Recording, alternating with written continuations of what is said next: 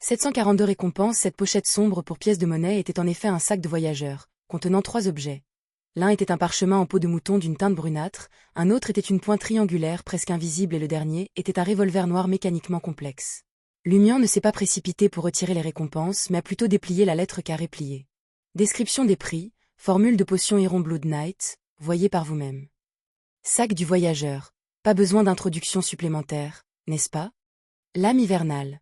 Un objet mystique fabriqué à partir de la poussière d'anciens esprits vengeurs et de spiritualité résiduelle.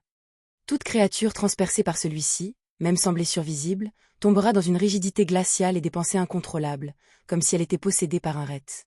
De plus, à mesure que la bataille persiste, les cibles de la lame hivernale, même sans contact direct, verront progressivement leurs pensées ralentir et leurs mouvements devenir raides et maladroits.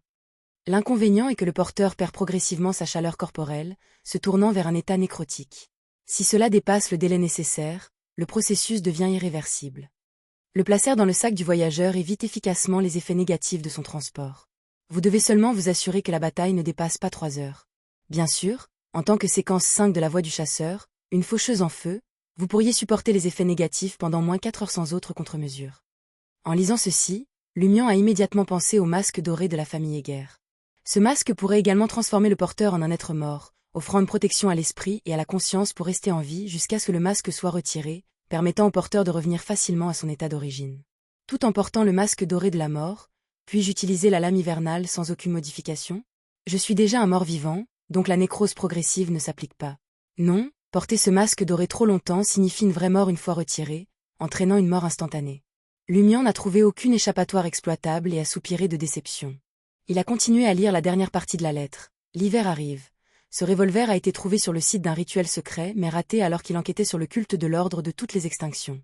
Il était censé être une arme à feu de collection, mais il est devenu une arme redoutable avec un nombre limité d'utilisations en raison de la corruption au cours du rituel.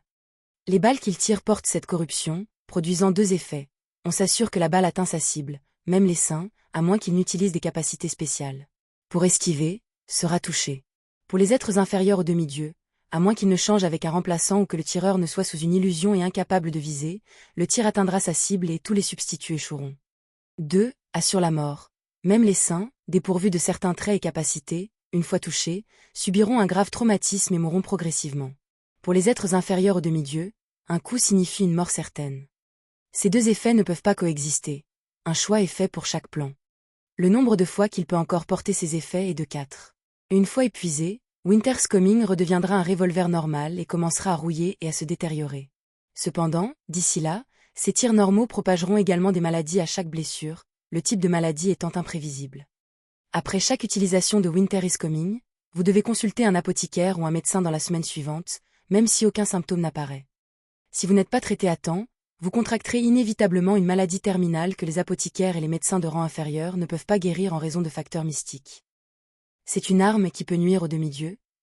Après l'incident de la surveillante Perle, Miss Magicienne et ses pairs nous fournissent-ils consciemment des objets qui peuvent affecter les demi-dieux, avec des effets secondaires supportables? Docteur. Lumian tourna à moitié son corps, jetant son regard vers la porte. Lugano s'était déjà réveillé et préparait le premier petit déjeuner de Ludwig. Après avoir confirmé les récompenses, Lumian fouilla dans le sac du voyageur et en sortit le parchemin en peau de mouton brunâtre, écrit dessus à l'encre rouge foncée. Nom de la potion, chevalier au sang de fer. Séquence 4. Ingrédient principal. Noyau de géant de magma, pierre de catastrophe. Ingrédients supplémentaires. 80 ml de magma bouillant, 20 g de poudre de fluor corrompue par une pierre de catastrophe, 20 g de terre imbibée de sang de soldats provenant d'un grand champ de bataille, un gland. Rituel. Former une équipe d'au moins 30 personnes, cultiver avec elles une profonde camaraderie, leur permettant de se renforcer ensemble avec une synergie parfaite, en comprenant l'intention du leader à travers le contact visuel et les gestes, presque comme une seule entité, puis demandez-leur d'accomplir le rituel. Plus l'équipe est forte et cohésive, meilleur est l'effet du rituel. En lisant, Lumian a ressenti une forte sensation de brûlure à cause des mots à l'encre rouge foncée et a pensé qu'il pouvait sentir une odeur de rouille et de sang. Ouf! Lumian venait juste de finir de lire la formule de la potion du chevalier au sang de fer et la posa rapidement sur la table, ayant l'impression de sombrer dans un enfer de flammes et de sang. Un impact mental si fort. Est-ce parce que la formule de la potion séquence 4 possède intrinsèquement de tels traits, ou parce qu'elle a été écrite par un ange, ou peut-être une combinaison des deux? Magma bouillant. Cela veut-il dire boire du magma directement? Et si tu n'avances pas, tu meurs? Lumian mémorisait la formule de la potion du chevalier au sang de fer dans son esprit, ouvrant de temps en temps le parchemin pour s'assurer qu'il n'y avait pas d'erreur. Le matin, à l'appartement 702, 9 rue aux Rosées. Lumian a placé le nouveau sac du voyageur et les 2 armes sur la table basse et a détaillé les 2 dernières. Seulement 3 éléments. Demanda Franca, perplexe. Lumian rit. Il existe également la formule de potion Iron Blooded Knight séquence 4 pour la voix Hunter, mais cela n'a aucun sens pour vous. Qui le dit? À la séquence 4, une démone peut passer à la voix du chasseur. Rétorqua Franca, les yeux pétillants.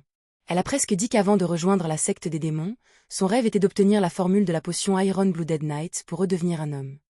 Avant que Lumian ne puisse répondre, Franca a supplié avec empressement. Puis-je le voir? Ce n'est pas comme si vous perdriez quoi que ce soit.